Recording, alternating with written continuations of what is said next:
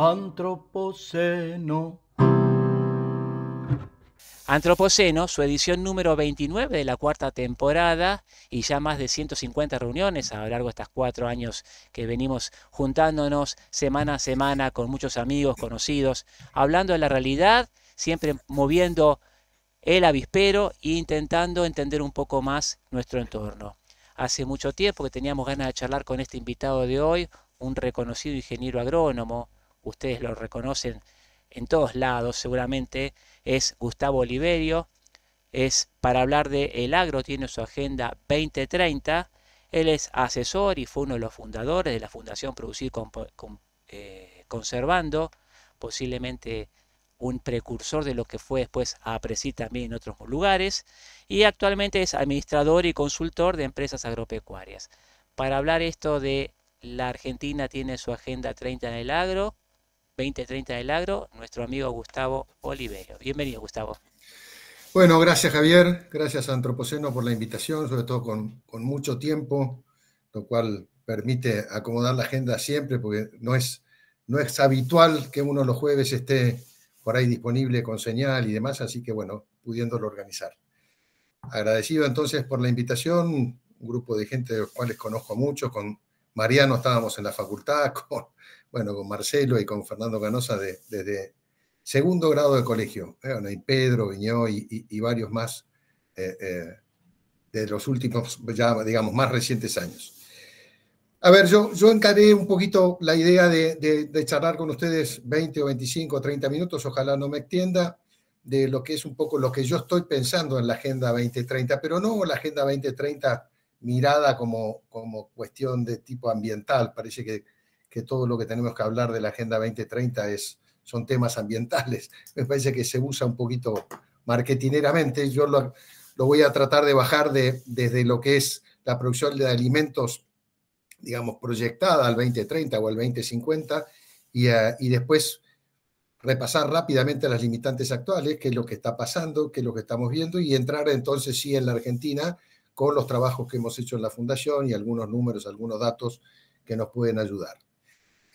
La Fundación Producir Conservando, como presentación, bueno, yo estoy desde sus inicios, yo soy ingeniero agrónomo, como muchos de ustedes, recibido en el año 76, así que con algunos kilómetros encima, y fui asesor CREA, fui coordinador de CREA en algunos temas de conservación de suelos, di clases en la facultad, estuve en la función pública, tengo un recorrido bien divertido en mi profesión, y bueno, desde el año 91 coordinando la Fundación Producir Conservando en una parte de mi tiempo y en el resto de mi tiempo asesorando, administrando y haciendo algo de consultoría también, así que bueno, ese es mi currículum, digamos, como para que sepan quién soy aquellos que no me conocen. Y entramos de lleno. Bueno, la Agenda 2030 en la producción de alimentos.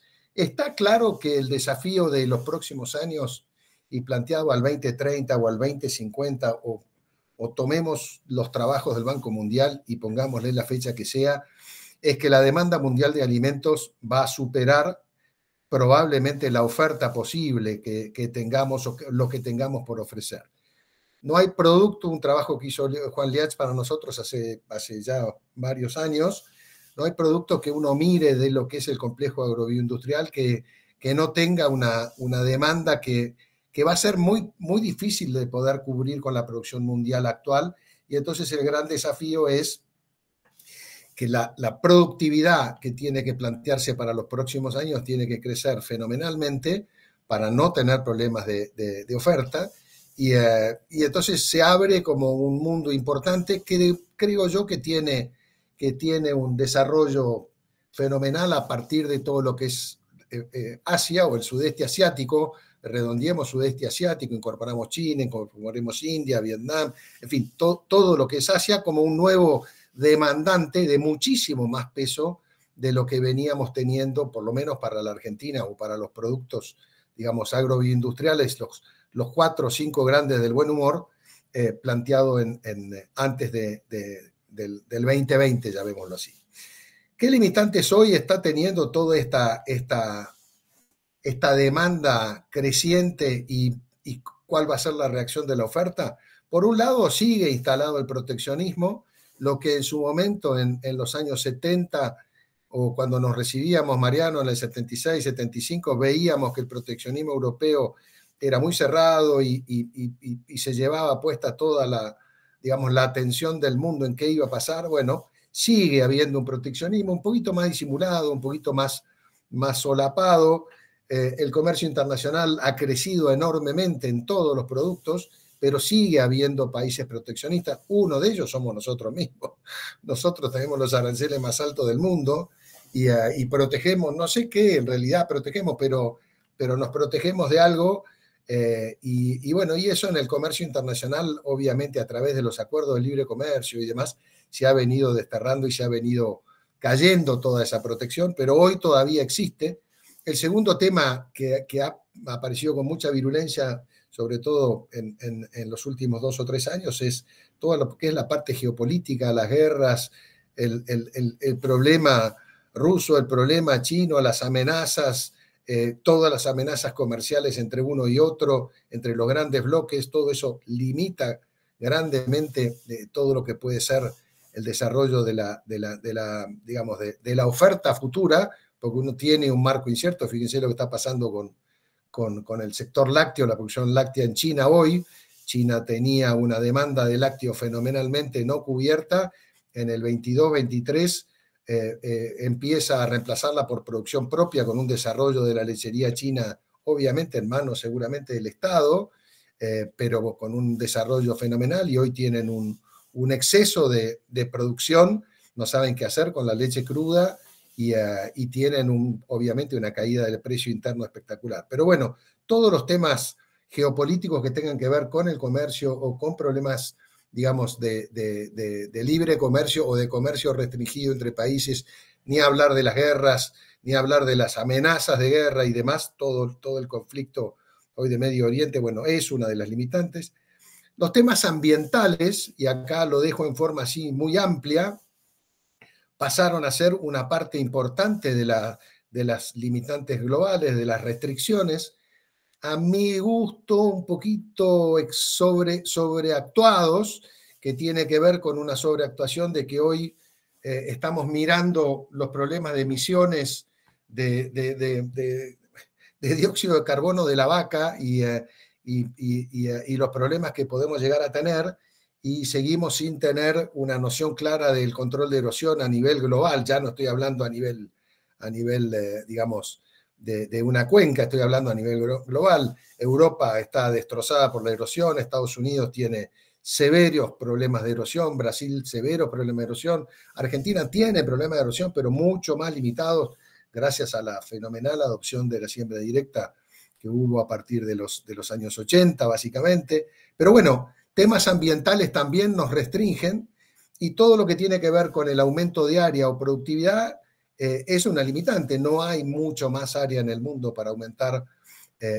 superficies agrícolas capaces de producir, digamos, un cambio muy importante en la oferta, y necesariamente tenemos que trabajar sobre la productividad para cambiar esta relación de oferta y demanda que estamos diciendo, que la demanda, la información que hay es que para los próximos años se va a llevar todo puesto. ¿Por qué? Porque el mundo sigue creciendo, Asia crece al 3, 4, 5% anual, crecía al 10, China, o al 12, pero bueno, ahora crecen al 5, 6, y eso es una mejora del poder adquisitivo del salario, es una mejora que se ve orientada y dirigida básicamente al tema alimentos por lo menos en forma primaria. Después vienen otras secuencias de mayores consumos.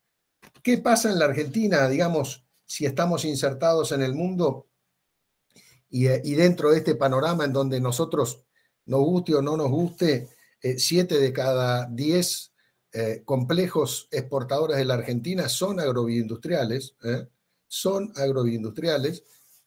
Algunos sectores le gustará más o le gustará menos, pero el sector automotriz o el sector petrolero y petroquímico, digamos, por lo menos hasta hoy, están muy por debajo de lo que es el aporte que hacen a las exportaciones las carnes, los granos, el complejo oleaginoso y demás. estás hablando de un 62% del total de las exportaciones del 22, y son cifras que realmente son muy relevantes, han ido creciendo en forma importante. Nosotros desde la Fundación tuvimos toda una primera etapa de la Fundación desde el año 91 hasta el 2001, en donde trabajamos, como su nombre lo indica, producir conservando, trabajamos en todo lo que tenía que ver con la sustentabilidad de los modelos productivos. En ese momento, en los 90, estábamos en la famosa discusión, todos nos debemos acordar, de si la agricultura permanente era posible o no posible, si se podía pensar en controlar erosión, si se podía pensar en, bueno, creo que todo el desarrollo, hicimos muchas reuniones, hicimos muchos viajes, hicimos viajes de capacitación, nacimos al mismo tiempo que APRESID, prácticamente uno un mes antes, un mes después, pero estamos todos ahí en lo mismo, y durante 10 años trabajamos realmente muy a fondo en estos temas, y el año 2001-2002 nos hizo cambiar porque ya APRESID tenía un crecimiento importante, ACREA le estaba dedicando cada vez más tiempo a todos estos temas de producción conservacionista y sustentable y demás, y decidimos dar un poquito un cambio de rumbo, no de rumbo total, porque no abandonamos los temas de sustentabilidad, pero sí nos pusimos a mirar el país que tenemos, el sector que tenemos,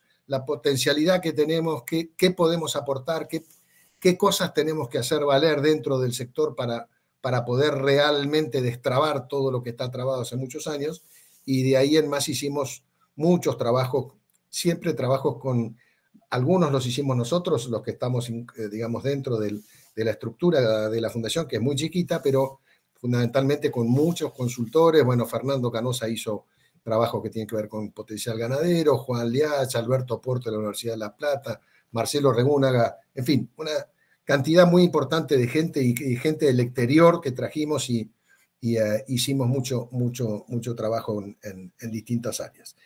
¿Qué pasó en el 2002? Hicimos la primera proyección de potencial productivo, y ahí fue el famoso 100 millones de toneladas al 2010, que era pasar, digamos, de 26, 27 millones de hectáreas sembradas a 30, 32, y en ese momento tuvimos la imprudencia también de plantear al 2010 que se podía exportar 1 millón de toneladas de carne, y dijimos en ese momento, bueno, hay limitantes externas, de vuelta a repetir prácticamente lo mismo, lo ambiental no era tan pesado en el 2002 como lo es ahora, pero las limitantes externas del proteccionismo, todo el tema arancelario, los temas geopolíticos que empezaban a estar y demás estaban, pero internamente la cosa era mucho más complicado.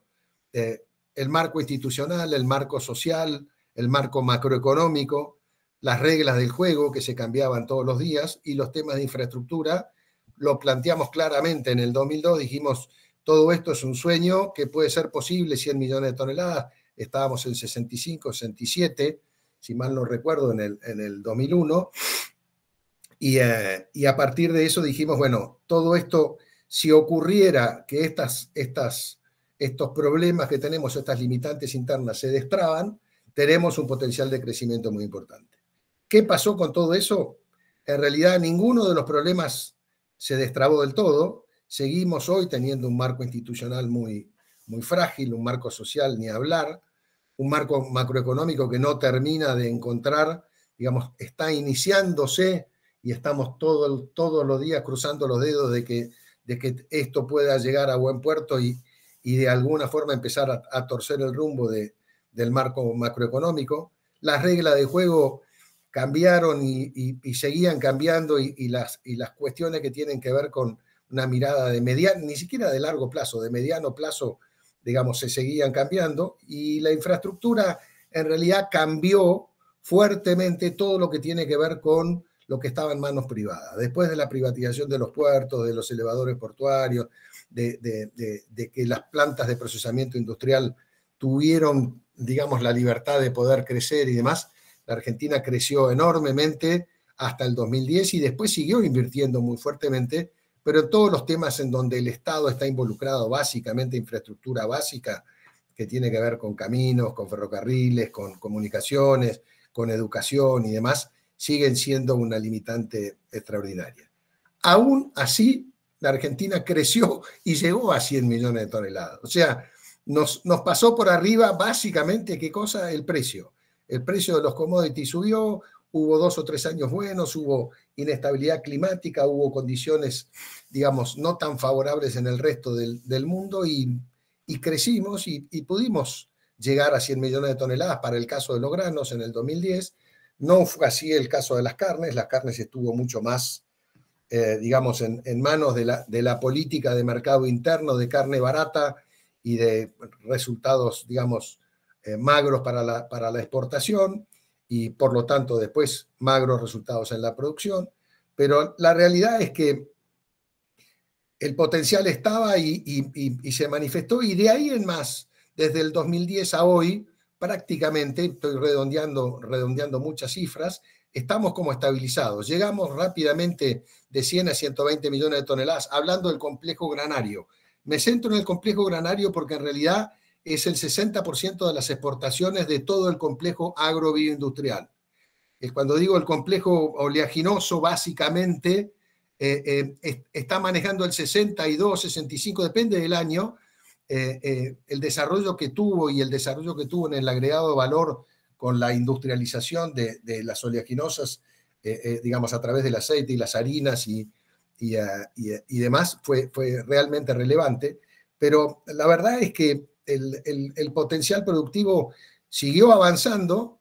Tuvimos ahí toda una discusión y un problema grave por todo el tema de los derechos de exportación, de un exceso de monocultivo de soja en algunas zonas, sobre todo porque la soja era el cultivo más competitivo, porque de alguna forma nos permitía subsistir en un país de vuelta en donde la macroeconomía no funcionaba, las reglas de juego cambiaban y demás. Bueno, eso felizmente se pudo ir solucionando, pero hoy estamos estabilizados desde hace 10, 12 años en 123 millones de toneladas, da el promedio de los últimos 5 años, con la sequía incluida, y 123 millones de toneladas da el promedio de los últimos 10 años de la Argentina.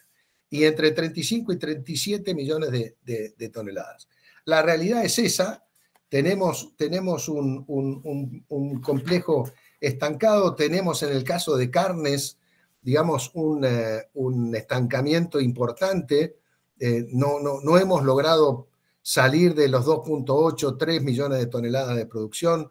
Logramos 900.000 toneladas de exportación de carne recién el año pasado, con un fuerte componente de demanda china, de carnes, entre comillas, de relativamente bajo valor, que nosotros no estábamos en ese negocio puntualmente en el mundo. La verdad es que el complejo carnes también tiene un potencial de crecimiento enorme. Presentamos en el mes de marzo, en el seminario de la Fundación, presentamos la proyección que la hicimos sobre la base de trabajo que había hecho Fernando en su momento y que reactualizó y que está, bueno, publicado en la web de la Fundación Producir Conservando. Pueden encontrar todos los trabajos, son públicos. Estamos hablando de que la Argentina puede crecer a 4 millones 200 y hasta 5 millones de toneladas y puede exportar en la proyección que tenemos al 2030 es con un país distinto. La Argentina puede exportar 1.500.000, 1.600.000 toneladas, pero no solo de vaca, sino de carne de buena calidad y de carne de novillo o de vaquillona o de macho o hembra, no importa, pero con mayor peso de exportación y con un diferencial de precio realmente relevante. Eso implica, en el caso de la avicultura, también se dio, digamos, la avicultura que en los 2000 estaba en 700.000 toneladas de producción, pasó a 2.700.000. Fue la única actividad que no dejó de crecer nunca, desde el 2000, 2002 al día de hoy, y hoy exporta 400 millones de dólares. Previo a la gripe aviar estaba exportando 400 millones de dólares y hoy están pensando en exportar 800 millones de dólares al 2030, con lo cual está lanzado. Y el sector lácteo lo mismo. El sector lácteo tuvo un crecimiento en la década del 90, en donde hubo cierta estabilidad económica y en donde de alguna forma se llegó de 7.000 o 6.800 millones de litros anuales a 10.000 millones de litros anuales, y desde ahí para acá estamos entre 10 y 12.000 millones de litros anuales y no nos movemos de ahí, y cada vez son menos los tambos, cada vez son menos los tamberos, cada vez no son más vacas porque el rodeo lechero cae relativamente poco, pero son cada vez más productivas, pero pero con un panorama, digamos, con un potencial enorme. La Argentina hoy debería estar, así como decimos que en carne debería estar en 4 millones, 4 millones 200, en leches debería estar en 12.000, 14.000, 15.000 millones de litros, si hubiera crecido a la tasa que creció Uruguay. Si hubiera crecido a la tasa que creció Uruguay en los últimos 10 años o 15 años en lechería, estaríamos en 15.000 millones de litros. Lo cual, bueno, marca claramente, no podemos decir de que Uruguay es un país lechero por excelencia, digamos, digamos para tomar como ejemplo, pero bueno, es un país vecino que tiene y comparte con nosotros ese negocio. La realidad entonces que lo que estamos planteando de la Fundación es que la zanahoria, la sumatoria de los diferenciales de ingresos por exportación, que significaría ir a 173 millones de toneladas de producción del complejo granario, que es la proyección que tenemos al 2030, sobre 40, 42 millones de hectáreas sembradas, digamos, y con la doble ocupación. Carnes destrabado y lanzado por lo menos a 4 millones de toneladas de producción. Lácteos que puedan llegar a 15.000 millones de litros. Y una avicultura. Y centrado en esto porque son los datos que teníamos, digamos, frescos cuando hicimos este seminario, sin tocar el resto de las economías regionales, sin tocar el resto de lo que es la agrobioindustria, que es enorme, es más chico que lo actual, digamos que esto que estamos comentando, pero suma un montón también y suma sobre todo ruralidad, suma desarrollo del interior y demás. Este diferencial es estar hablando de 20.000 millones de dólares adicionales a lo que exportamos en el 2023. O sea, pasamos de 37.000 millones de dólares del 2023 a 57, 58.000 millones de dólares con estos cambios que estamos planteando. Lo cual, bueno, es una zanahoria enorme, enorme para un país, digamos, que necesita sí o sí destrabarse para poder generar ingresos por exportaciones mayores, para poder abrirse al mundo, para poder plantear que es un país distinto, que cambia el modelo de sustitución de importaciones y de mirar solamente el mercado interno y pasa a mirar el mundo y pasa a querer integrarse al mundo y pasa sabiendo que está en el jardín de infantes respecto al mundo, y esto que decía Marcelo, yo acabo de volver de la gira anual que hacemos a Estados Unidos viendo proyectos, digamos, que están desarrollados, que hoy están 10 años adelante nuestro, en lo ambiental, en lo productivo, pero bueno, esa es nuestra realidad es arrancar de donde estamos, que es un estancamiento profundo, un estancamiento, digamos, que lleva por lo menos 10, 12, 15 años, en algunas actividades mucho más, pero que tienen un potencial enorme de crecimiento. Obviamente, ¿cuáles son las limitantes? La macro, yo creo que si no logramos destrabar la macro, y cuando digo la macro no es solamente la macroeconomía, es lo institucional, es lo social, es lo político. Si no nos transformamos en un país macroeconómicamente estable, pero a la vez estable en el respeto de las instituciones, de todo lo que tiene que ver con la división de poderes, con los pensamientos de largo plazo, con las políticas de Estado de largo plazo, es muy difícil que todo lo demás venga, porque cuando hablamos de agregado de valor, estamos hablando de inversiones que son infinitamente grandes. Pensemos solamente que el complejo granario, en la producción granaria, en esas 123 millones de toneladas promedio que decimos que tenemos todos los años, invierte entre 16 y 18 mil millones de dólares por año.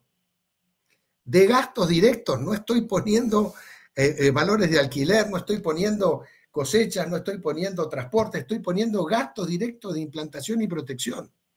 Entonces, la verdad es que son cifras enormes, pero si queremos además transformarnos en el complejo agrobioindustrial que podemos ser, las inversiones son muchísimo mayores y para eso quienes vayan a invertir van a requerir mayor seriedad, van a requerir reglas de juego estables, van a requerir una situación y un programa fiscal distinto. Necesitamos cambiar la matriz fiscal de la Argentina, no podemos seguir con los impuestos distorsivos que tenemos. No es solamente derecho de exportación, no podemos seguir con débitos y créditos bancarios, no se puede seguir con ingresos brutos, no se puede seguir con un IVA que no está equilibrado, no se puede seguir con una matriz fiscal que hace agua por todos lados, y esto no se cambia de la noche a la mañana, pero me parece que son temas centrales. Ahora, si no arreglamos primero la macro, si no nos respetamos entre todos, si no aceptamos de que la inflación es la madre del borrego, si no nos ponemos en caja en planes de mediano y largo plazo, es muy difícil pensar en lo que viene o en lo que puede venir, que ya no es producción, digamos, o un procesamiento industrial como puede ser el complejo oleaginoso, sino que es algo mucho más desarrollado, que es agregar valor, marca, marketing, agregarle, digamos, en su momento, me acuerdo en el año, creo que fue en el año 92, 93, en un viaje a Estados Unidos estuve en Tyson Foods, que era en ese momento número uno en procesamiento y en exportación de pollos, hoy lo es en el tema carnes en Estados Unidos, en todas las carnes, y en ese momento Tyson Foods tenía el desarrollo de 57 marcas, no me olvido más del número porque me pareció tan impresionante, tenía 57 marcas que estaban orientadas solamente a Japón.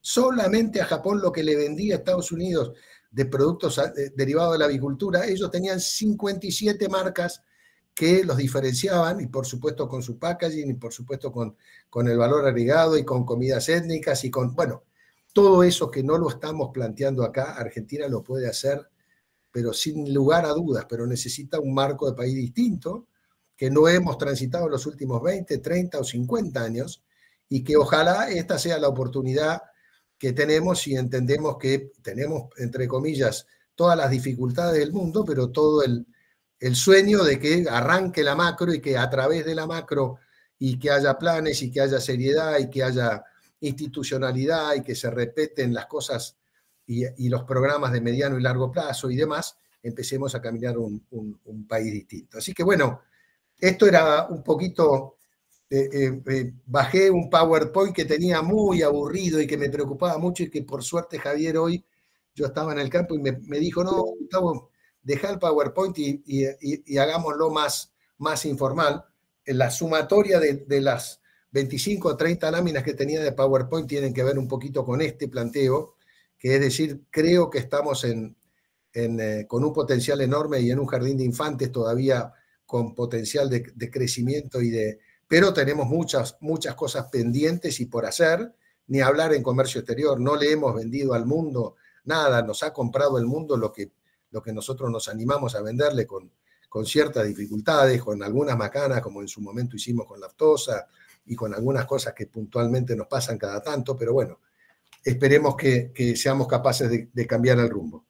Y hasta aquí llegó. Gustavo, perfecto. Hasta este momento, en esta ronda semanal de mates que hacemos en Antropoceno, vos ya pusiste la yerba, el agua, el mate está a punto y muy educados nuestros miembros ya están preparados para hacer la pregunta. Todos los que quieran participar, solamente con marcar su manito y va a entrar en orden. Hoy tenemos como primero en esta oportunidad a Hugo Floumbaum, que fue expositor hace un par de semanitas. Hugo, bienvenido. Comentanos un poquito tu idea. Bueno, es un tema que me apasiona y por eso entré rápido, aunque sea 2 minutos más tarde, pero entré rápido a esta convocatoria de este espacio tan importante. A ver, más que una pregunta, es una pregunta a todos nosotros que quisiera hacer. ¿Por qué pasa esto? Es decir, ¿cuál es la razón por la cual el sector económico más poderoso de un país, del cual además en el cual se forjó lo poco del desarrollo que hoy podemos exhibir, y por qué es la única actividad que la Argentina desarrolla ocupando el espacio y el territorio, no tiene la gravitancia en el poder político que debe tener? Y quiero agregar un solo comentario. Yo cuando era joven estudiaba, en Brasil todos hablaban del poder del lobby de San Paulo. Hoy el poder del Parlamento lo tiene el campo brasilero. ¿Qué hicieron ellos y qué no hicimos nosotros? Bien, A Hugo. ver, obviamente esto lo hacemos totalmente abierto y son distintas maneras de ver las cosas, ¿no? Pero desde mi punto de vista, creo que en todo lo que es la producción, llamada de campo o producción de alimentos en el campo argentino y demás, fue siempre mirándonos para adentro. O sea, nunca nos animamos a mirar para afuera y nunca nos animamos a ser protagonistas de muchos cambios. Las entidades de producción, las entidades intermedias, los APRESID, los ACREA, los Producir Conservando, todas estas instituciones que han sumado un montón de cosas, lo han hecho desde el punto de vista muchas veces técnico y demás, pero cuando hay que pasar a la acción para empezar a generar política de Estado, no lo hemos hecho. A mí no me escapa un ejemplo, esto que lo que decimos los brasileros y San Pablo. Brasil importaba carne de Argentina hasta los años 80, 85, no me acuerdo bien cómo son las estadísticas ahora, pero importaba carne argentina y ellos tenían un potencial de producción de carne enorme, no sabían bien ni siquiera el stock que tenían, pero cuando se animaron a decir, bueno, Brasil con sus razas índicas y con lo que sea, puede producir carne y puede exportar carne. Bueno, hoy es el principal exportador de carne del mundo, superó largamente a Estados Unidos y Australia, largamente. Estados Unidos y Australia exportan 1.100.000, 1.200.000 cada uno, pero Brasil está en 1.600.000. Te hago una acotación a lo que estás diciendo. Yo era productor pecuario en los años 90, hasta el 2000 y algo, ya no me acuerdo. Cuando íbamos a comprar un toro en cualquier lugar de la Argentina, teníamos que primero esperar que compraran los brasileros para después comprar nosotros. Tal cual. Bueno, la realidad es que lo que hizo Brasil en su ganadería fue ponerse de acuerdo, no menor, la producción con la industria, no menor. Se encerraron, yo no sé, lo que me decía un brasilero que fue ministro de Agricultura en su momento, Roberto Rodríguez, que creo que fue 2 veces ministro de Agricultura, me decía, yo no sé si estuvieron 1 mes, 2 meses o qué tiempo hasta que se pusieron de acuerdo todos los que participaban de la cadena de producción de carne y después lo hicieron en avicultura y después lo hicieron los productores de carne porcina y dijeron, acá hay un potencial enorme, esto no lo podemos desaprovechar y todos tenemos que mirar para el mismo lado. Bueno, eso la Argentina todavía no lo ha hecho. No somos capaces de poner... Hoy leía, no sé, en alguna de las noticias de la mañana que las diferencias de la mesa de enlace, las diferencias de todo digamos, el complejo agroindustrial, esta institución que se juntaron 40 o 50 entidades desde hace 2 o 3 años. Bueno, es como que no tenemos puntos comunes. Después nos peleamos por la chiquita, nos peleamos por a ver quién gana con un pedido distinto a las autoridades de turno y quién se diferencia y quién hace... Y bueno, y así vamos. No tenemos una visión, nosotros como sector, estoy pensándolo, de largo plazo y de alguna forma no somos capaces de consensuar y ponernos de acuerdo. No somos capaces, no lo hemos sido y ojalá lo seamos a futuro. Gustavo, tenemos 6 personas ahora en cola, así que le vamos a dar mucho ritmo a las preguntas y respuestas. El próximo es Juan Regazzoni. Juan, te escuchamos. Bueno, un gusto, ingeniero Oliverio. Soy jujeño, soy ingeniero agrónomo del norte, pero he tenido la oportunidad de haber leído varios artículos suyos. 2 preguntitas y cortitas también. La primera, por la locución que hizo al inicio, ¿vuelve a tener vigencia entonces las ideas de Malthus? Esa sería uno. Y la segunda, como ex integrante del INTA, recientemente me jubilé, está en esta semana, en estos 2 últimos días, está lógicamente en boca de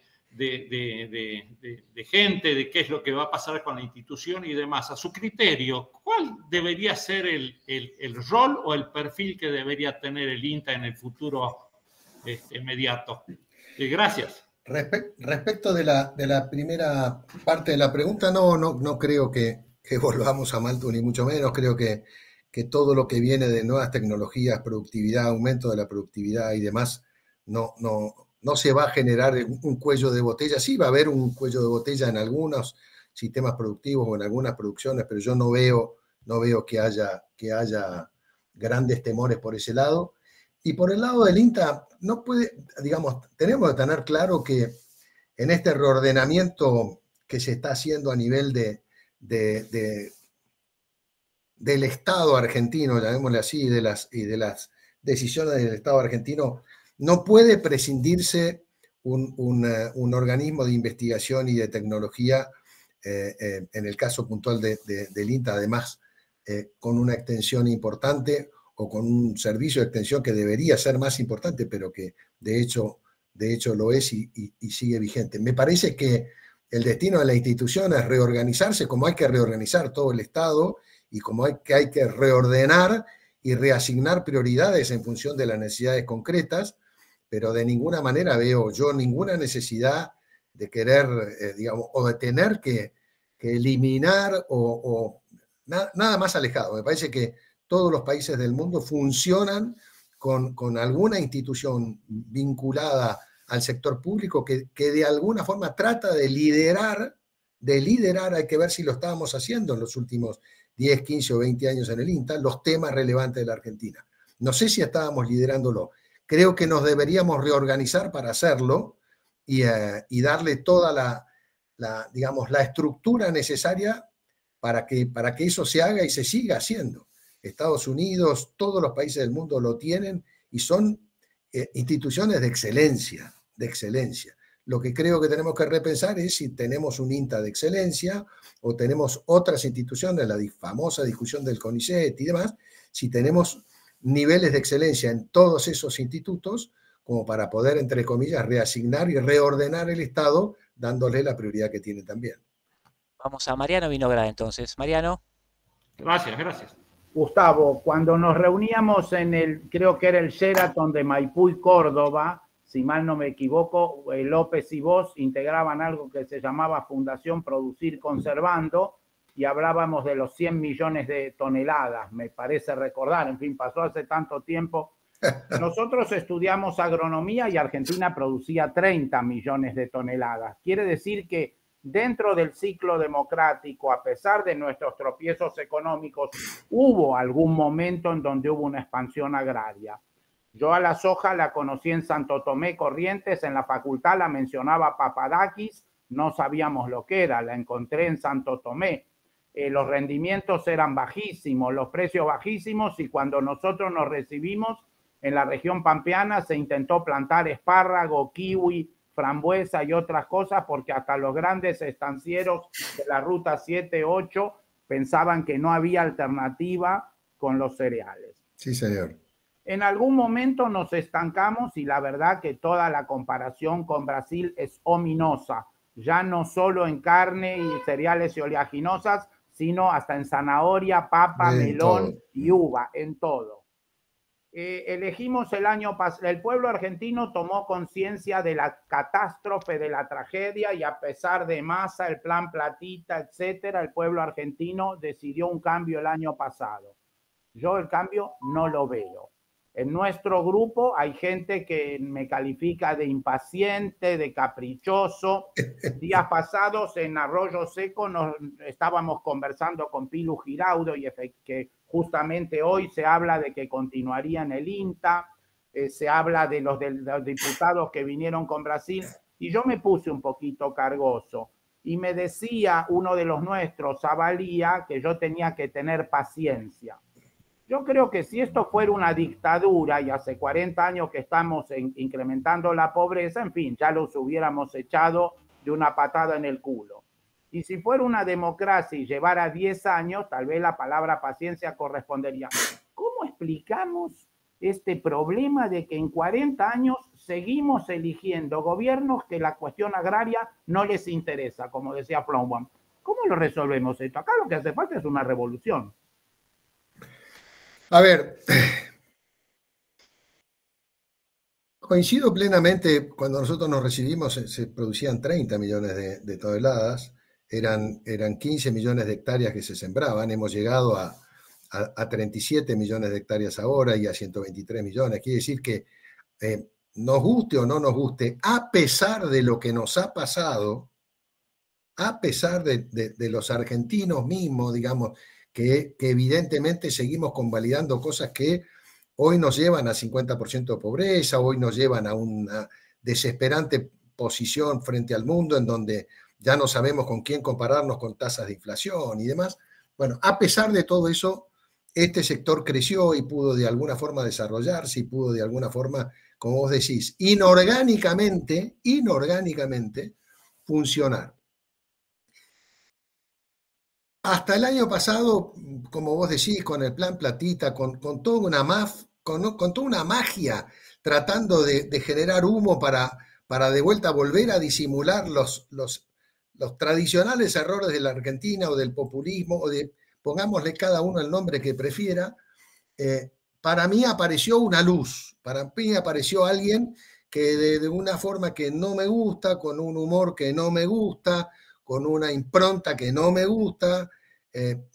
Vos sabés que yo participé en su momento en el sector público y, digamos, con una mirada totalmente distinta, pero la verdad que nada de las formas, nada del cómo se trabaja, nada del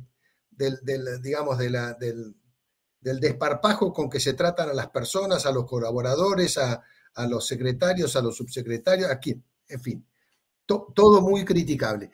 Creo que hay una luz puntualmente en el fondo del túnel, que esa luz tiene que ver con el control de la inflación como cuestión primaria, salvajemente planteada por alguien que en realidad no se ocupó de mirar tanto la política, sino se ocupó de hacer cerrar los números, y la política en el medio, digamos, y por eso tiene el resultado que tiene en el Congreso, y por eso tiene el resultado que se está manejando de la forma que se está manejando.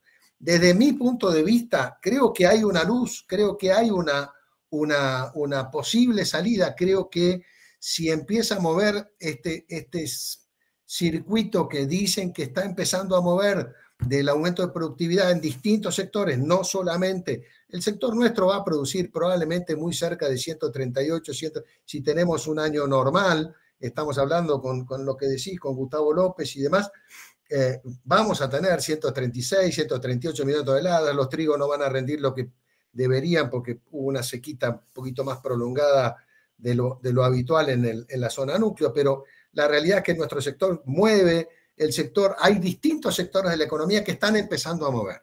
No sé si en B, en U o en qué, pero hay una idea de que empieza a haber un arrastre como queriendo salir del fondo del mar, que estábamos en el fondo del mar, no me cabe ninguna duda, como queriendo salir en el fondo del mar. Me agarro de eso, Mariano, me agarro de eso para decir, creo que existe la oportunidad que es muy dura, porque no es una oportunidad que para el año que viene puede prometer no mucho más de lo que estamos hablando, no mucho más ojalá se repitan 900.000 toneladas de exportación de carne, ojalá se vuelva, digamos, atrás de la gripe aviar y vuelvan a recuperarse, porque previo a la gripe aviar se exportaban 400 millones, pasamos a exportar 200 millones porque se cerró el mercado chino y demás, y ahora volvemos seguramente a 400, de que los lácteos aumenten, digamos, aumente su presencia internacional. Hay mucho, entre comillas, sueño y esperanza de que ello ocurra, pero yo no tengo la certeza como vos de que esto pueda ocurrir. Ahora sí lo que tengo es la responsabilidad de por lo menos, diferenciar un marco de país que me están planteando distinto a lo que veníamos viendo en los últimos 8 o 10 años. Abierto al mundo, con ganas de competir. Primero dijimos que China no, porque no me gusta, porque yo con el comunismo no hago nada, ahora nos queremos poner de novios con China. Es decir, estamos en constante cambio, en constante aprendizaje de cambio. Este aprendizaje creo que es a las trompadas, porque es con gente que no tiene experiencia en la política, no tiene experiencia en la administración, lo está haciendo, creo yo, con buena intención, de vuelta, con un estilo que no me gusta nada, pero a mí me genera una expectativa de cambio realmente importante. Ojalá se pueda dar. Vamos entonces a Mariano Latari. Mariano, te escuchamos, Mariano. Buenas tardes. Vale. No sé si me ven, pero bueno, no. Capaz que tengo un problema con la cámara. Ahí estás. Ahí está. Gustavo, Bueno, mi pregunta quizás, espero que no lo sea, pero bueno, yo estoy muy vinculado con temas ambientales, es decir, bioeconómico, pero con fuerte sesgo desde lo ambiental por mi profesión, soy licenciado en biología, y mi pregunta es la siguiente. Yo creo que, previo a la pregunta, te doy una breve reflexión. Creo que quizás hay un temor infundado desde el sector productivo. Creo que quizás la postura es la errada. En lugar de tener una postura reactiva, hay que quizás tener una postura más de, claro, de qué estamos haciendo. Por lo tanto, mi pregunta es, ¿no es mejor tener otro tipo de postura ante la Agenda 2030, los ODS, el Pacto del Futuro, que es algo global? Es decir, vos mencionaste el tema de la erosión. Ese quizás es un problema ambiental local, pero ¿cuánto perdimos el año pasado a causa de una sequía que tiene fuerte influencia a raíz del cambio climático netamente de naturaleza antrópica? Entonces, cada vez el ambiente va a proponer más restricciones a esa producción agroalimentaria creciente que necesitamos. Entonces, mi pregunta es, ¿no es mejor una postura en lugar de reactiva, más demostrativa, de mostrar todos estos modelos bioeconómicos que tenemos en nuestro país que congenian perfectamente objetivos económicos, sociales y ambientales? Creo que de esa forma va a haber menor temor desde el sector productivo a estas agendas globales que se proponen y que se van a seguir proponiendo. Pero bueno, me gustaría conocer tu reflexión y muchas gracias. Mira, no, gracias por la pregunta, me parece muy interesante porque es un tema que no era posible desarrollarlo más. A mí no me cabe ninguna duda que hay que tener proactividad en todo. Cuando decíamos que los países vecinos cambiaron y hoy el Uruguay natural, que fue una marca que hizo Uruguay hace 30 años, la hicieron proactivamente y hay que trabajar proactivamente. Fuimos con la siembra directa, proactivamente fuimos para pasar de 300.000 toneladas de consumo de fertilizantes a los 4 millones o 4.800.000, no sé cuánto estamos hoy.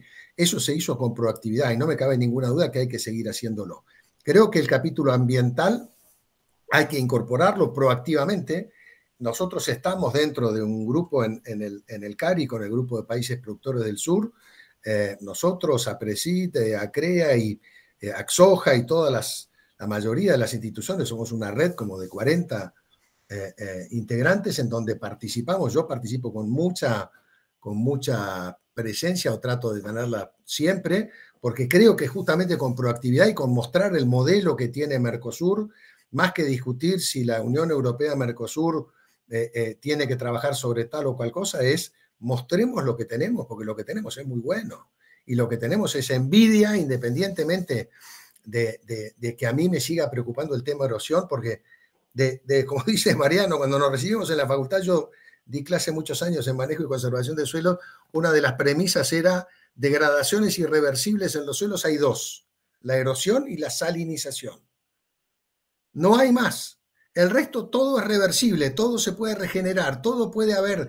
Y yo sigo viendo que la erosión sigue en el mundo y nos ocupamos de las emisiones de carbono y cuando el carbono se lo está llevando directamente el suelo, se está llevando digamos, el escurrimiento, se lo está llevando, digamos, a los ríos, a los mares y de ahí los grandes bolsones de contaminación que existen en el mundo. Entonces, la realidad es que yo creo que tenemos que ser proactivos, tenemos que ser inteligentes en las negociaciones internacionales. Creo que no nos podemos, entre comillas, como diría uno de mis hijos que es bastante reo, comer la galletita de que nos impongan las cosas.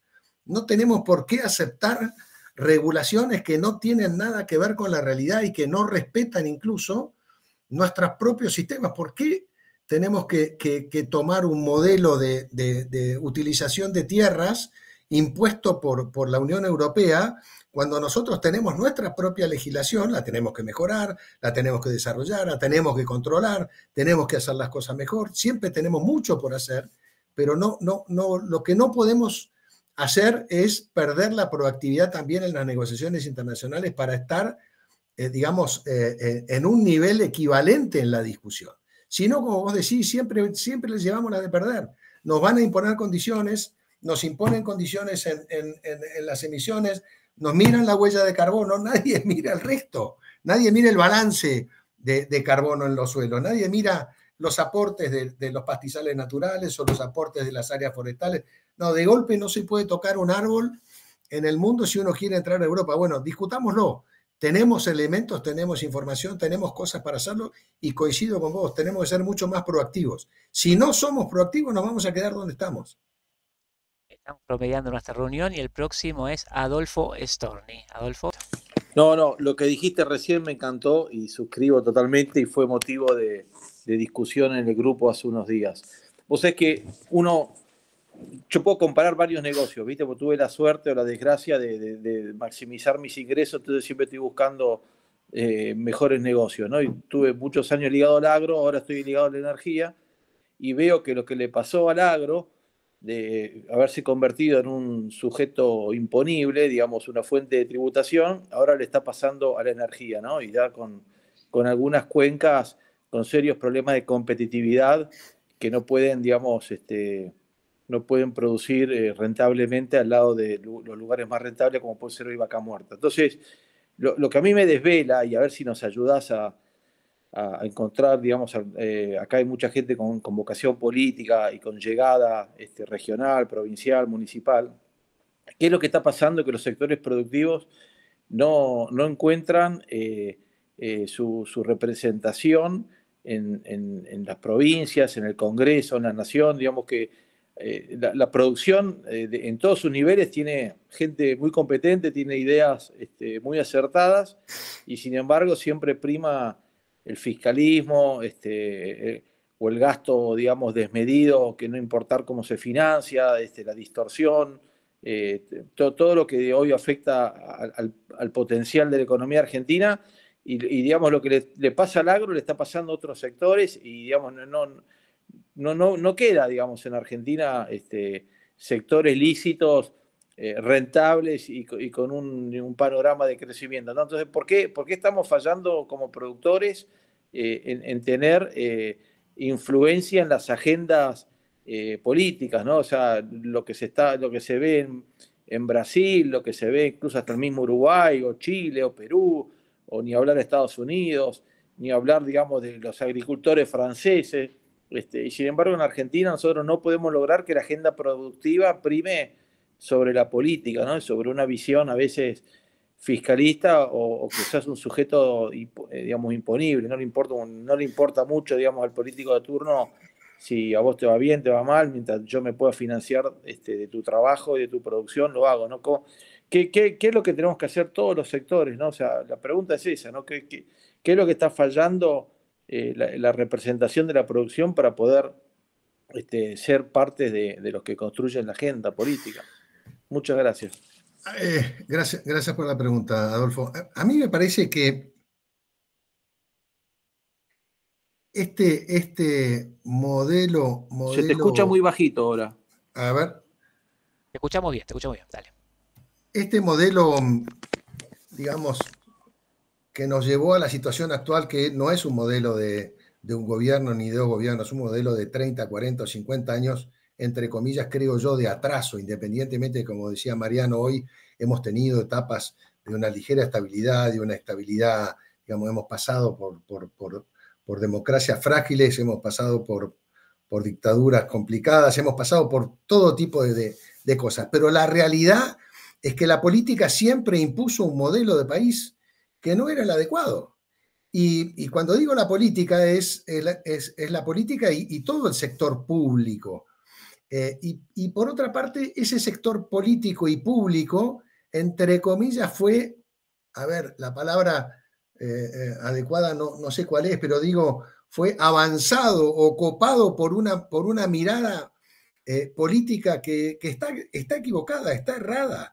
No se puede seguir mirando un país y no se pueden seguir mirando los habitantes de un país que tengan que vivir de subsidios y de energías baratas para que puedan cerrar la cuenta y de alimentos baratos porque cierro las exportaciones para que sea más barato acá y con poco control fiscal y con una política fiscal ridícula creada en base al fiscalismo, como hablábamos hoy, a que hay sectores que son los proveedores de recursos. Nosotros hicimos un trabajo en donde dijimos en su momento, no me puedo acordar bien cuándo fue, lo hizo Alberto Porto, que académico de la Universidad de La Plata, un tipazo. Seguramente vos, Mariano, lo debés haber visto porque le dedicó mucho trabajo a temas que tienen que ver con las producciones intensivas también.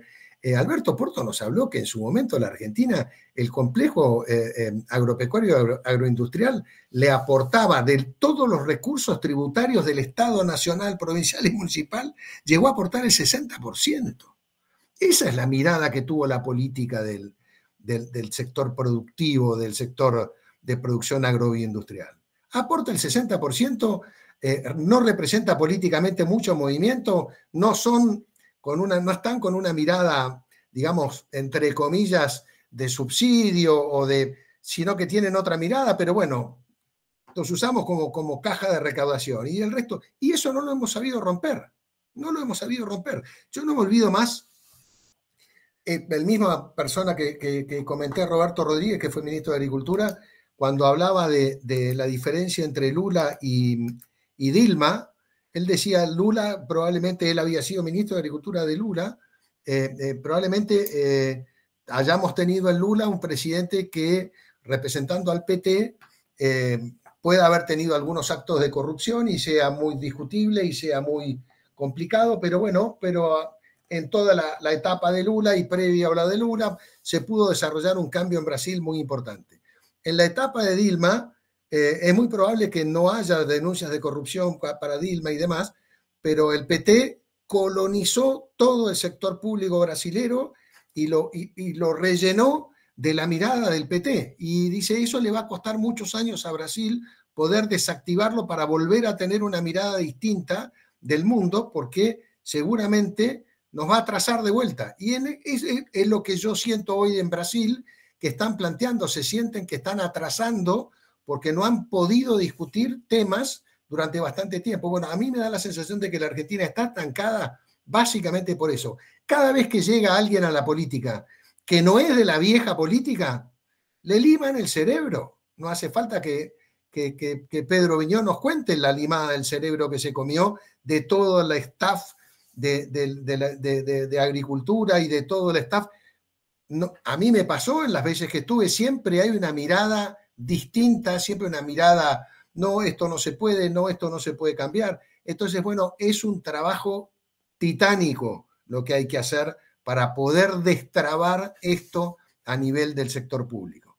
Y entonces, bueno, viene la tentación de, bueno, borremos esto, borremos el otro, suprimimos organismos, dale para acá, sacale presupuesto. No es, eso no es así. No se puede hacer de esa forma, pero terminan a la gente, la terminan. Entonces, bueno, es un desafío enorme que tenemos. Discúlpenme que me haya extendido, pero... Gustavo, antes de las próximas preguntas, te quería consultar. La oleada de diputados, senadores, hubo una fuerte impronta después de la 125, entraron como una marea alta, se volvieron para atrás. Pero también te quiero preguntar por el rol de lo que fue un ministro o un secretario de Agricultura. ¿En qué momento vos encontraste que el Ministerio de Agricultura o con qué ministros hubo fuerza política dentro del Ejecutivo? A ver, fue justo en el momento que yo participé. Yo participé en 2 oportunidades con Marcelo Reguna como secretario de Agricultura y con una relación muy directa y muy aceitada y de mucho trabajo con el Ministerio de Economía, en ese momento con el doctor Cavallo. Había un equipo económico que funcionaba, digamos, en sintonía como equipo. Y bueno, con virtudes y defectos, con aciertos y con errores, yo personalmente no volví a ver desde esa época, desde las 2 épocas en donde yo participé puntualmente como subsecretario de Regúnaga, y participé y dejé mi actividad privada y volví.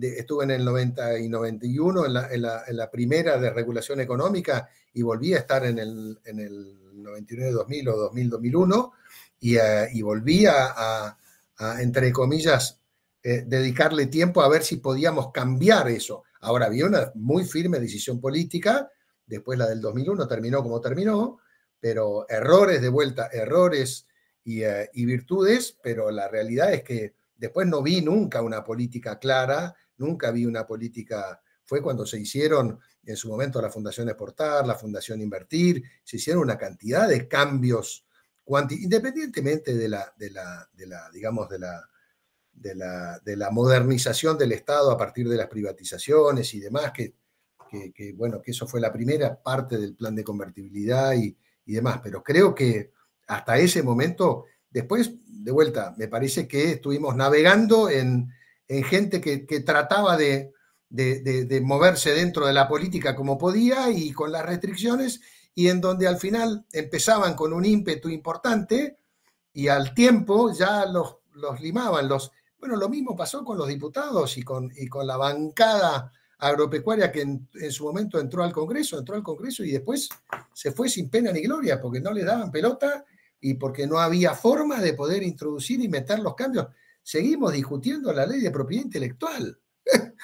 En Argentina, propiedad intelectual, algo que el mundo no acepta. Si no estamos de acuerdo en propiedad intelectual, no tomamos un mate. En el mundo de hoy y en las tecnologías que vienen, si no hay respeto a la propiedad intelectual, no me siento a conversar, te dicen. Y bueno, ese es el nivel del cual digo, cuando digo estamos en el jardín de infantes, estamos en esa etapa. Vamos al siguiente, Hugo Flownbaum, cortito, y seguimos con el resto. Dale, Hugo. Cuando hice la pregunta hace un ratito, un poco dije que era una pregunta para todos nosotros, porque creo que es la clave de todo este problema. Yo me la voy a autorresponder con una sola palabra. Aparte de tener el poder económico, debemos tener el poder político, y eso es lo que hicieron en Brasil. En Brasil tomaron el poder político. Hoy en Brasil no se puede ni siquiera pensar en un proyecto de ley que vaya contra los intereses del campo, porque el Frente Agropecuario tiene la mayoría en ambas cámaras. Ese es el objetivo. María Bernardes. A ver, María. Hoy sí, María. Bueno, ¿me escuchan? Sí, dale. Perfecto. Mientras Beto prepara su micrófono, porque es muy interesante lo que puede llegar a decir. Sí. Acá Hugo dijo que había una gran mayoría o una importancia crítica de diputados en ambas cámaras. Yo tenía entendido que esa masa crítica la tenían los grupos evangélicos, tipo los de Pare de Sufrir. No obstante, quisiera saber más o menos cuál es el porcentaje de masa crítica como para influir en el tema económico que nos suscita. Si es un 10, si es un 20, si es un 30, usted me dice que es la mayoría. Aparte de eso, acá no se modifican las cosas porque es como que dan por hecho que el campo va a producir una buena cosecha, como dice la película Plata Dulce hacia el final, con una cosecha nos salvamos todos y vamos pasando año tras año. Acá se trata de volver a no solamente influir en el poder político, sino producir más. Y usted habló de sectores, que cada sector se reunía por rubro, ya sea ganadería, agricultura, leche, etcétera, y organizaban un sistema de productos exportables. ¿Estamos nosotros en condiciones o tenemos la mecánica de teoría de los grupos como para ir juntando cada sector, ir pensando qué productos se puede llegar a exportar, qué mercado se puede conseguir con respecto a lo que podríamos exportar, no solamente lo primario, sino con productos de valor agregado como hicieron en Estados Unidos con Japón? Disculpen que me extendí tanto.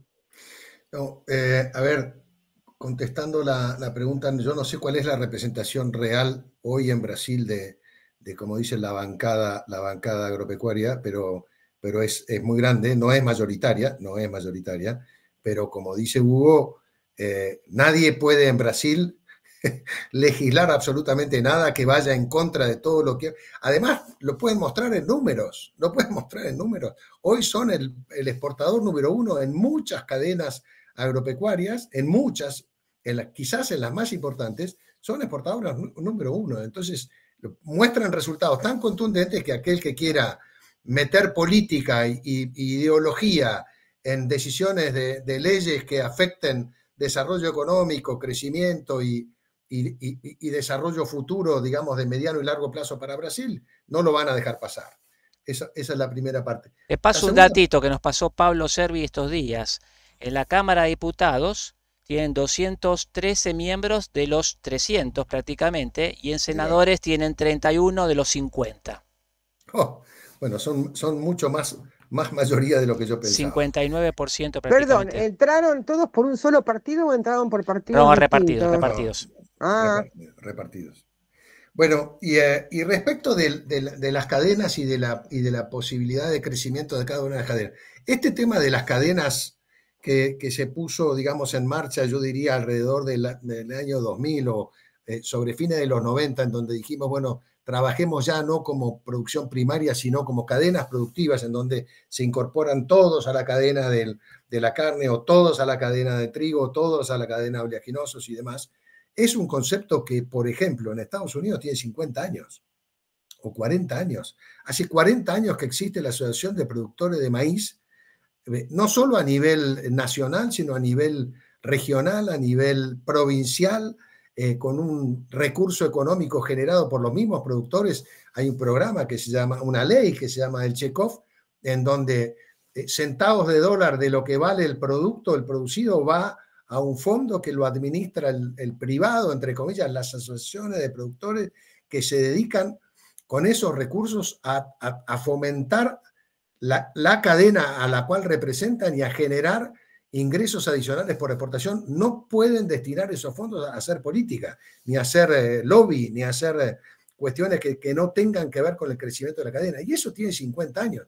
Por supuesto que son 50 años en donde discutieron, analizaron, se pusieron de acuerdo, no estaban de acuerdo, cambiaron los directorios. La propia ley del Chekhov, no sé si tiene 50, capaz que tiene algo menos, pero 40 años tiene seguro. La ley del Chekhov prevé que esas asociaciones de productores pueden ser disueltas con el voto de sus propios miembros. Los miembros son los productores, que son los que aportan. Es decir, ellos mismos pueden, si no cumplen con las expectativas que están puestas en la idea de formación, en la visión y en la misión que tienen, pues la pueden dar de baja. Nosotros acá lo único que tenemos orgánico es el Instituto de Promoción de Carne Vacuna, que se hizo entre gallos y medianoches y tuvo un desarrollo y un crecimiento, y habrá mucho para mejorar, pero en última instancia es lo único que hoy está funcionando como cadena, tratando de aumentar la productividad, mejorar las exportaciones, desarrollar a la cadena, y obviamente con las digamos, cuestiones que habrá que pulir, que cambiar, que mejorar, pero eso se hace con tiempo, con desarrollo, con ganas y con una legislación clara y una visión de largo plazo. Bueno, pasamos entonces a Marcelo Rojas, mientras. Bueno, primero agradecerle a Gustavo, que hace bastante que lo invité para esto. Bueno, la verdad que me hizo quedar muy bien porque fue excelente la charla. Y después, cuando hablaste hoy, Gustavo, bueno, comparándolo con Brasil, las representaciones, y yo me acuerdo cuando entró esa oleada de diputados del campo, que no eran tantos, No eran tantos.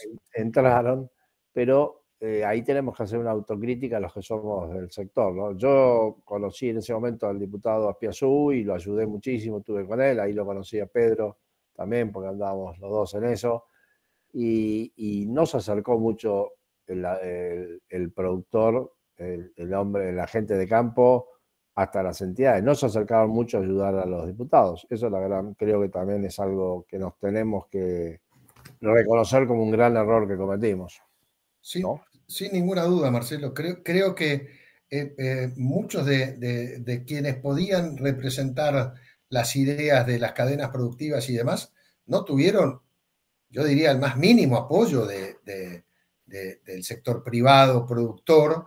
Y de hecho, bueno, fíjate los cambios que se logran a nivel de los municipios cuando empiezan a participar los privados, cuando el privado se empieza a meter y a cambiar las cosas, se pueden cambiar. Bueno, hubo poca participación, hubo poca decisión, y de vuelta hoy sigue primando las diferencias entre unos y otros y las discusiones entre unos y otros, y lo que es peor muchas veces, la disputa de intereses, a ver quién avanza primero sobre una ventaja para convencer al ministro de turno para que le dé tal o cual beneficio y que lo ponga, digamos, en un resultado mejor mientras dure, y entonces esto es una puja de intereses, pero no una puja, digamos, mirando un mediano y largo plazo distinto.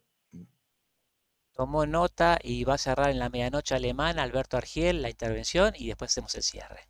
Alberto. Gracias. Excelente la charla. Yo quería solo destacar, porque es mi área, que en lo que es la actividad agropecuaria no está para nada considerado, acá en Alemania sí, lo que es la generación eléctrica, la generación de gas a través de las energías renovables. Eso espero poder imponerlo en Argentina lentamente. Lo que se hizo durante la gestión Macri fue insuficiente y mal gestionado, además. Bueno, era eso. Bárbaro, el día, perdón, agrego, el día que se den cuenta los productores lo que pueden ganar, o sea, varios meses más generando energía, exportando hidrógeno, que lo que hacen con la actividad clásica, se van a volcar a eso. Ahí te hago un comentario en la misma línea de lo que acabas de comentar, Alberto, y gracias por recordármelo. Yo acabo de venir de ver un proyecto lechero que lo sigo hace 20 años y que incluso vino el quien lo conduce, vino a la Argentina a uno de los seminarios, Mike McCloskey. Hoy ordeña de casi 20.000 vacas en el Midwest americano, viene en el cinturón maicero, venía de California y de Nuevo México, y hoy, después de 15 años de trabajo con el DMI, con la, digamos, la Asociación de Cadena de Productores Lecheros, con ese programa de Chekhov y demás, desarrollaron todo lo que tenía que ver con los biodigestores para generación de metano, después lo pasaron a energía eléctrica, después comprimieron el gas y movieron camiones de leche con el propio gas que se producía en los digestores, con 18 o 20.000 vacas en ordeñe. Se sumaron otros tambos grandes y ahora acaban de cerrar el círculo de los digestores. Tenían un residuo todavía con alto contenido de sólidos y posible de aprovechar y no le encontraban la vuelta, y desarrollaron con una tecnología nueva, Barcor Technology se llama, que la acaban de poner en marcha y están ya teniendo la primer, yo diría, ya está en marcha. Hay 2 lecherías de casi 4.000 vacas cada una que ya están funcionando, pero ahí el producto final, que es agua potable, nitrato de amonio y un fertilizante 333, nitrógeno, fósforo y potasio, biológico, están generando más ingresos por el producido de los residuos de las vacas que por prácticamente la producción misma. Entonces, 1/3 hoy de la renta lo obtienen por la venta de todo es el producido. Es increíble verlo, y es bueno ahora en el newsletter de la Fundación, no en este que está cerrando, pero en el próximo, yo lo voy a poner y vamos a poder acceder a lo que hoy ya está en marcha. Hoy se produce el 33% o el 30% de la renta manejando los efluentes de lo que era un costo altísimo y una regulación que le metía el EPA y todas las agencias ambientales americanas para que pudieran instalarse más lecherías. Hoy van a poder tener las lecherías que quieran, con la cantidad de vacas que quieran, sin contaminar, haciendo un uso energético fenomenal, ya no de cierre para ellos, de cierre desde el punto de vista global y económico, ni hablar. Pero gracias por la pregunta, porque me destrabó el coágulo que tenía, digamos, en ese tema. Gustavo, todo lo lindo pasa rápido y tenemos que ponerle un punto final. Quería pedirte unas palabras de despedida a vos, que seguramente todo el año con paciencia armás tus cebos, tu momento de pesca. Nos tires un poquito este momento de despedida con esa pesca de ideas que has hecho en esta reunión. Bueno, la primera pesca de ideas es agradecerle a Marcelo, a vos y a todos el hecho de haber estado 1 hora y media pacientemente escuchando digamos, estas ideas. Y de vuelta a volver sobre lo mismo. A mí me cuesta, mi padre, cuando yo era chico, siempre decía, bueno, la Argentina no puede seguir perdiendo oportunidades, y el pobre viejo se murió en el 2018,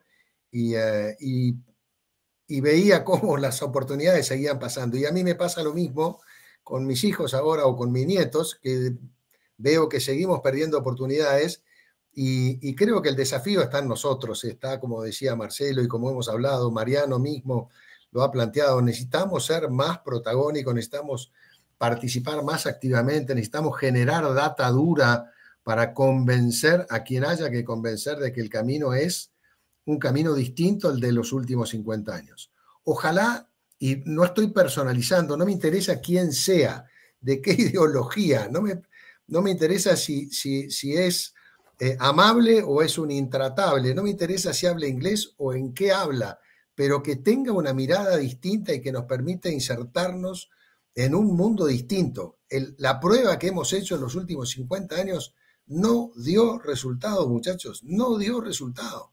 Es un desastre, hemos llegado a un nivel de deterioro enorme, y creo que está en nosotros poder por lo menos empezar a cambiarlo desde el lugar que le toca a cada uno, con su propio trabajo, con su propio ejemplo, con su propia gente, con su propia familia, y cambiando por la positiva, proactivamente, llevar nosotros la agenda, en la Fundación siempre me plantean lo mismo.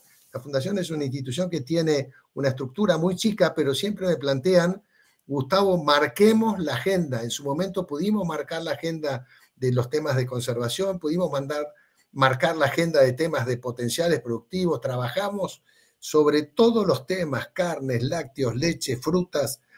No trabajamos sobre todo el cinturón hortícola, lamentablemente, pero sí trabajamos muchísimo mirando siempre para adelante, mirando el largo plazo, mirando cómo destrabar.